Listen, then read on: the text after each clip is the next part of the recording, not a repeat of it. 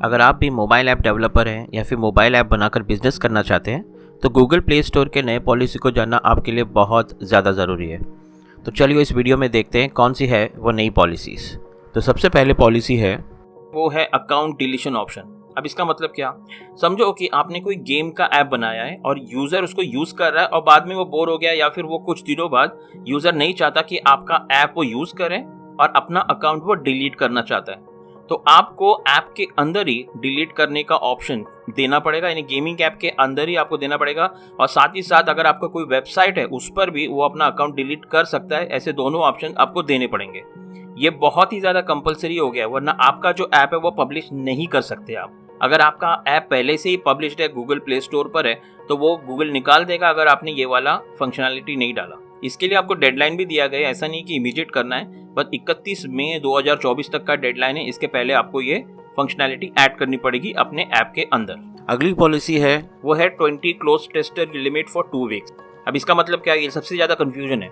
देखिए, अगर आपने 13 नवंबर 2023 के बाद गूगल प्ले स्टोर का अकाउंट बनाया है और आपने गूगल प्ले स्टोर पर अपना ऐप पब्लिश करना चाहते हो आप, तो पहले आपको अपने ऐप को जो है 20 टेस्टर से 2 हफ्ते के लिए यानी 14 दिनों के लिए आपका जो ऐप है वो टेस्ट करवाना होगा। कम से कम 20 टेस्टर चाहिए। और क्या है ना कि इन सारे टेस्टर को कम से कम 14 दिनों के लिए एक्टिव भी रहना होगा गूगल प्ले स्टोर में। उसके बाद ही जो है आप अपना ऐप गूगल प्ले स्टोर पर पब्लिश कर सकते हैं या रिलीज कर सकते हैं। गूगल ऐसा इसीलिए कर रहा है क्योंकि वो चाहता है कि जो नए ऐप पब्लिश हो रहे हैं ना, वो एंड्रॉयड यूजर्स के लिए बेस्ट हो और उसमें प्रॉपरली टेस्ट किया गया हो। ऐसा नहीं है कि बिना टेस्ट के ही अपलोड किया है। तो ये बहुत ज़्यादा प्रॉब्लम हो रही है। इसमें प्रॉब्लम क्या हो रहा है कि जो बड़े बड़े मोबाइल ऐप डेवलपर कंपनीज हैं उनके पास तो भाई ज़्यादा टेस्टर होते हैं, तो वो तो पब्लिश कर लेंगे। बट जो छोटे मोटे ऐप डेवलपर हैं या जिनका ऐप बजट कम है या आप जिन छोटे डेवलपर से बना रहे हैं उनके पास 20-20 टेस्टर नहीं होते टेस्ट करवाने के लिए, तो इसीलिए पब्लिश करने के लिए बहुत ज़्यादा प्रॉब्लम होगी। अब देखते हैं नेक्स्ट पॉलिसी, वो है फोटोज वीडियोस का फंक्शन। मतलब समझो अगर आप कोई डेटिंग या टिकटॉक जैसा ऐप बनाते हो और जब यूज़र अपने मोबाइल से फ़ोटो या वीडियो अपलोड करना चाहता है तो वो कर सकता है, बट आपको ये बताना होगा कि आप जो है यूज़र के सारे फ़ोटोज़ को एक्सेस क्यों कर रहे हो, उसकी क्या ज़रूरत है, तो ये आपको मेंशन करना पड़ेगा। और आपको इसकी परमिशन भी लेनी होगी यूज़र से।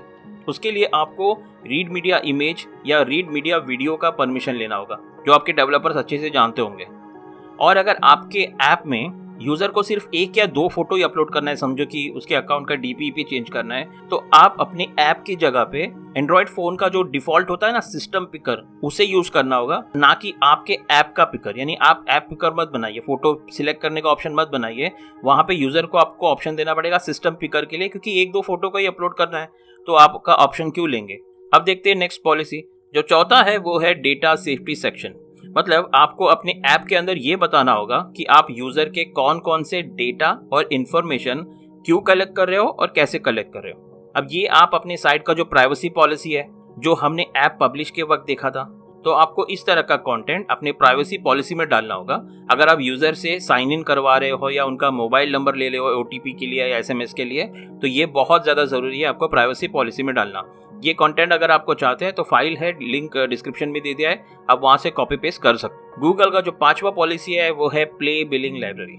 मतलब अगर आपका कोई गेम या स्ट्रीमिंग सर्विस वाला ऐप है जो हर यूज़र से हर साल या हर महीने सब्सक्रिप्शन फीस लेता है, जैसे नेटफ्लिक्स लेता है ना हर महीने जो चार्ज करता है, अगर आपका भी ऐसे ऐप है तो आप क्या करोगे, अभी से प्ले बिलिंग, जो नया वाला प्ले बिलिंग लाइब्रेरी 5 है, उसको आपको यूज़ करना होगा, क्योंकि आप पुराने प्ले बिलिंग लाइब्रेरी से यूज़ नहीं कर सकते हो, क्योंकि वो बंद हो चुका है अक्टूबर 2023 को। बहुत सारे लोग उसे भी यूज़ कर रहे हैं, इसके लिए पेमेंट की प्रॉब्लम भी आ गई है। इसीलिए आपको अपने ऐप में नए प्ले बिलिंग लाइब्रेरी को अपडेट करना होगा। इसका मतलब फिर से डेवलपर से काम करवाना होगा और खर्चा फिर से बढ़ जाएगा। और भी छोटे छोटे बहुत सारे पॉलिसीज़ हैं जो आप गूगल के पॉलिसी वाले पेज पे देख सकते हो, लिंक मैंने डिस्क्रिप्शन में दे दिया है। अब हो क्या रहा है कि इन सारे अपडेटेड पॉलिसी से ऐप के जो बिजनेसमैन है उनको तो प्रॉब्लम हो ही रही है। अगर आपको अपना ऐप सक्सेसफुल बनाना है तो ये सारे अपडेट आपको करवाने ही होंगे। तो इसी तरीके से मोबाइल ऐप डेवलपमेंट रिलेटेड कोई भी न्यूज़ है तो मैं देता रहूँगा। और आपको किसी भी तरह का कन्फ्यूजन है या सजेशन है तो आप प्लीज़ मुझे कमेंट्स में बताइए, उसके ऊपर मैं डेफिनेटली वीडियो बनाऊंगा। तो दोस्तों आज के लिए इतना ही। आई होप ये वीडियो अच्छा लगा तो प्लीज़ इसे लाइक कीजिए, चैनल को सब्सक्राइब कीजिए और कमेंट्स में मुझे बताएं कि आपको और किस तरह के वीडियोस देखने हैं। तब तक के लिए दोस्तों गुड बाय।